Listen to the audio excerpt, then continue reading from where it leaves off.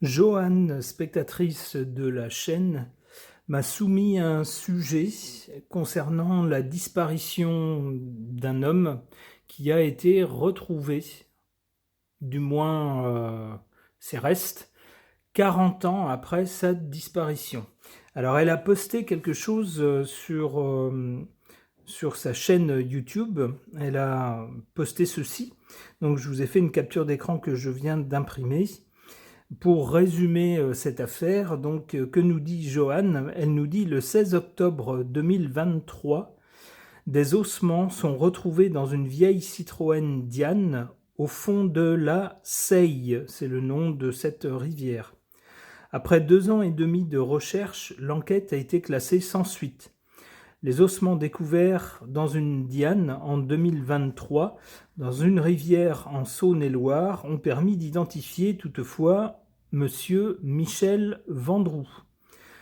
Il était agent de voirie SNCF et il avait disparu à l'âge de 42 ans en 1984. Les causes de sa mort n'ont pas pu être déterminées. Alors on imagine bien, après 40 ans passés dans le fond d'une rivière, je pense qu'il n'y a plus beaucoup d'éléments pour permettre de savoir ce qui a causé ce drame. Alors donc, l'affaire a été classée lors du second semestre 2025. Elle a néanmoins lancé un grand projet national de cartographie des cours d'eau français pour y trouver des carcasses de véhicules ou d'éventuels cadavres. Donc Joanne nous dit: si je vous reparle de cette affaire, c'est parce que récemment, des plongeurs américains ont résolu 2 cold cases en 48 heures en retrouvant des voitures immergées depuis des années. Mais pour revenir à ce cas-là, qu'est-ce qui est arrivé à monsieur Michel Vendroux en 1984? On ne sait pas. Donc, Joanne pose la question: un malaise cardiaque au volant, par exemple, ça pourrait être ça. Alors, on ne sait pas du tout, et Joanne m'a demandé si je voulais bien utiliser mon oracle Sherlock pour tenter de faire comme une enquête là-dessus. Alors, je précise que la cartomancie, l'utilisation des cartes ou de moyens dits de divination, c'est du divertissement, ça n'a aucune valeur légale, on n'affirme rien du tout, tout est à prendre avec un peu de recul. Je pense qu'il est nécessaire de bien garder ça en tête. Alors d'abord, je vais peut-être interroger mon pendule, parce que les questions qui viennent à l'idée lorsqu'on nous parle de quelqu'un qui a disparu et puis qui a été retrouvé, enfin du moins dont on a retrouvé les restes, donc qui est décédé, on se dit bah ça peut être une mort naturelle, c'est-à-dire comme le suggère Johan, quelqu'un par exemple qui a fait une crise cardiaque, donc qui a perdu le contrôle de son véhicule et puis le véhicule est tombé dans la rivière, il a coulé, mais la personne bah, voilà, est décédée dans ces circonstances. Ça peut être également une mort accidentelle, quelqu'un qui a perdu le contrôle de son véhicule, mais peut-être parce que, je ne sais pas, il a cherché quelque chose, il s'est peut-être retourné ou son regard s'est fixé sur autre chose pendant un moment, puis il a donné un coup de volant, il a perdu le contrôle. Ou alors, je ne sais pas, un autre véhicule venait en face, il a voulu faire un écart, et puis il a fait une embardée, il n'a pas réussi à remettre sa voiture sur une trajectoire correcte, et puis il a fini dans la rivière. Ça peut être ça aussi, c'est ce que j'appellerais accidentel. Ou bien sûr, alors là on part dans des spéculations, ça pourrait être quelque chose de volontaire de la part d'une autre personne. Alors ça pourrait être aussi quelqu'un volontaire de sa part, quelqu'un qui aurait pu vouloir mettre fin à ses jours aussi, ça pourrait être ça. Alors je vais d'abord demander si c'est une mort naturelle, par exemple une crise cardiaque. Alors je vous rappelle mon protocole, ça c'est oui, ça c'est non. Si ça bouge pas, c'est que le pendule ne veut pas parler, tant pis pour moi. S'il tourne, c'est qu'il y a quelque chose à dire sur le sujet, mais la question n'est pas posée de façon à pouvoir y répondre par oui ou par non. Donc ma question, c'est: est-ce que cet homme est décédé d'une mort naturelle, par exemple une crise cardiaque? Alors il faut partir avec le pendule immobile, évidemment.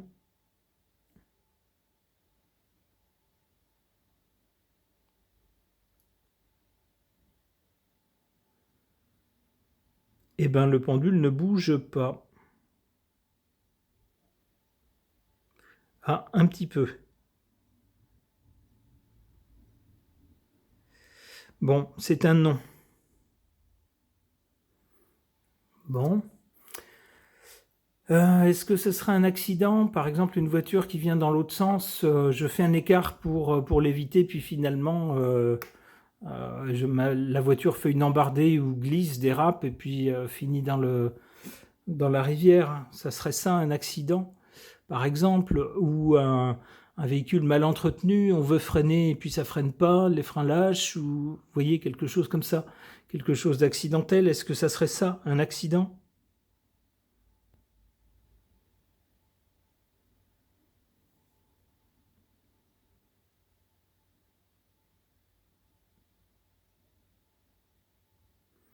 Alors là, c'est un oui assez net et assez rapide. Bon, ok. Donc, si je me fie au pendule, ça serait un accident. Ok. Alors maintenant, qu'est-ce que l'oracle Sherlock peut suggérer de ce décès? Allons-y.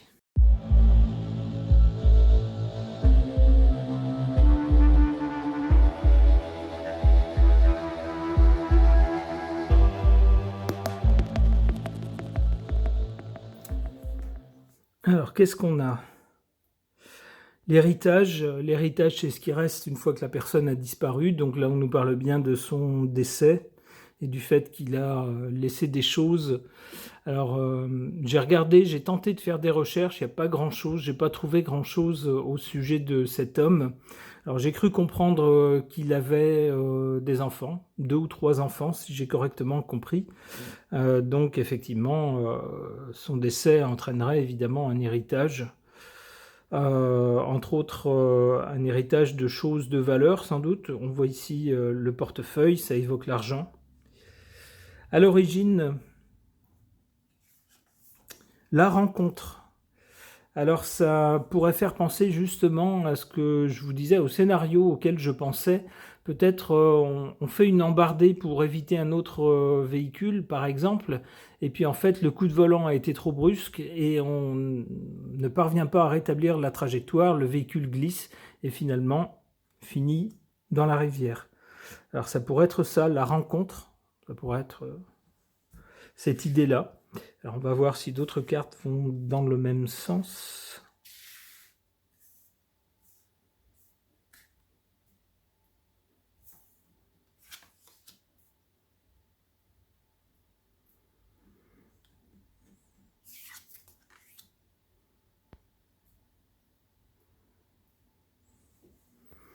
Alors qu'est-ce qu'on a? On a la colère en position défavorable.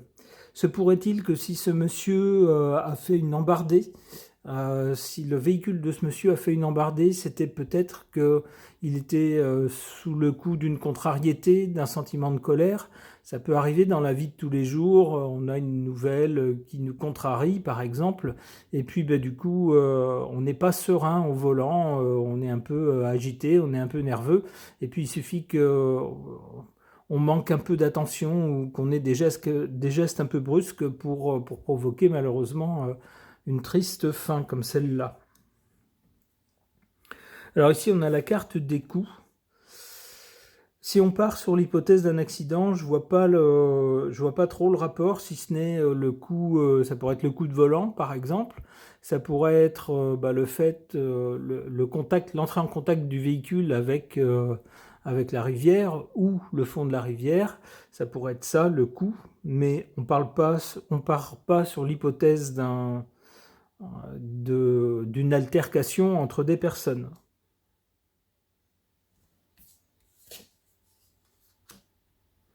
Oula, la carte de l'adultère. Alors là, on part dans tout à fait autre chose. Je ne sais pas du tout s'il est question de ça. Je ne sais pas s'il y a des éléments dans la vie de ce monsieur qui iraient dans ce sens-là. Je ne sais pas. Les médicaments. Les médicaments, c'est aussi quelque chose qui pourrait expliquer une perte de contrôle du véhicule. Certains médicaments provoquent des somnolences, par exemple. d'autres provoquent d'autres désordres physiques qui peuvent être préjudiciables lorsqu'on prend le volant.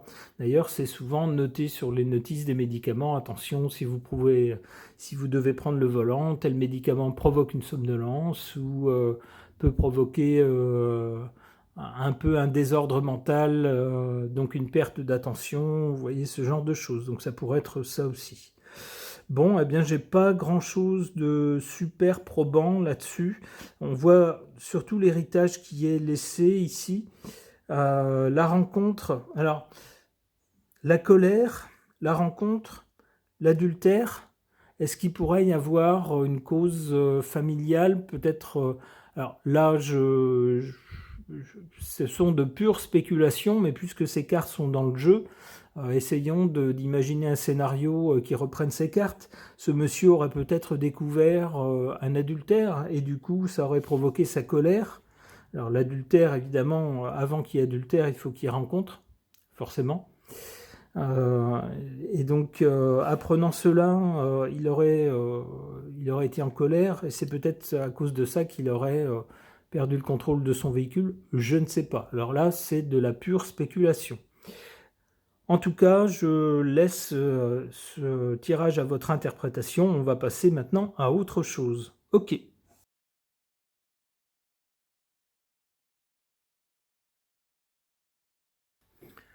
Concernant le décès de ce monsieur Vendroux, décès qui reste à ce jour inexpliqué, ce monsieur dont on a retrouvé les restes des ossements dans une diane au fond d'une rivière, 40 ans après sa disparition. Donc on a toujours un point d'interrogation, c'est toujours pas ce qui est arrivé. Eh bien, on peut tenter de l'encromancie, d'autant plus que Johan, qui a suggéré ce sujet, est très doué pour lire, si j'ose dire, ou interpréter les taches d'encre. Alors, je vais essayer avec de l'encre verte et de l'encre noire. C'est parti.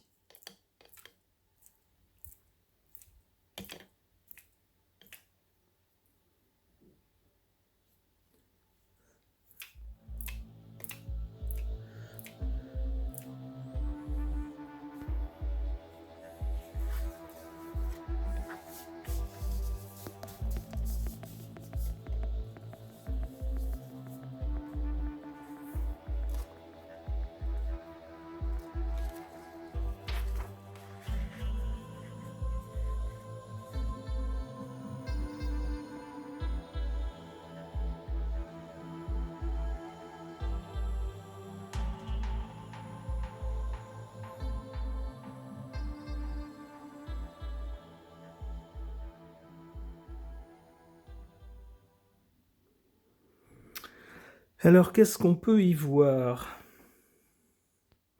Ici, je verrais presque quelqu'un qui ferait, ici avec des jambes, dans la tache noire, quelqu'un qui ferait un plongeon, qui écarterait un peu les bras pour plonger, avec au-dessus de lui, ici, deux petits démons. C'est-à-dire que le plongeon, il n'est pas sous de bons auspices, puisqu'on a aussi les deux petits démons cornus, verts, ici. Alors, les cornes... Dans le langage populaire, lorsqu'on dit que quelqu'un porte des cornes, vous savez ce que ça veut dire. C'est, j'allais dire amusant, non, il n'y a rien de drôle dans le fait que ce pauvre monsieur soit décédé, mais ça rappelle l'élément dans le tirage de cartes. Alors je ne sais pas si c'est un rapport, si c'est à prendre en compte ou pas. Alors si je le retourne...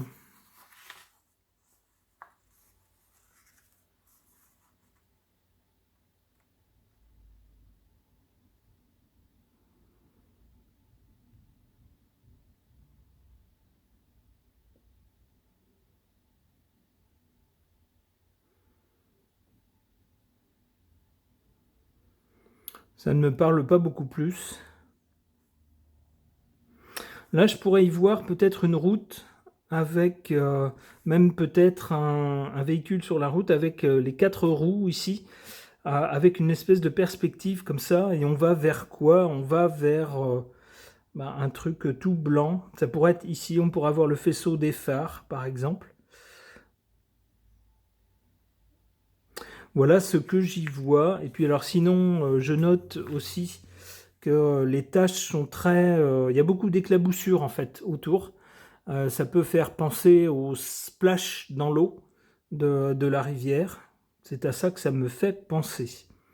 Alors encore une fois, si vous, ça vous inspire et que vous y voyez autre chose, eh bien n'hésitez pas à l'indiquer en commentaire. Je serai ravi, comme je le suis à chaque fois, de lire vos interprétations des taches d'encre. On lit toujours des trucs super, avec des choses où, quand je les lis, je regarde à nouveau la tache d'encre, je me dis, mais oui, mais telle personne a raison, c'est évident, comment est-ce que j'ai pu ne pas le voir?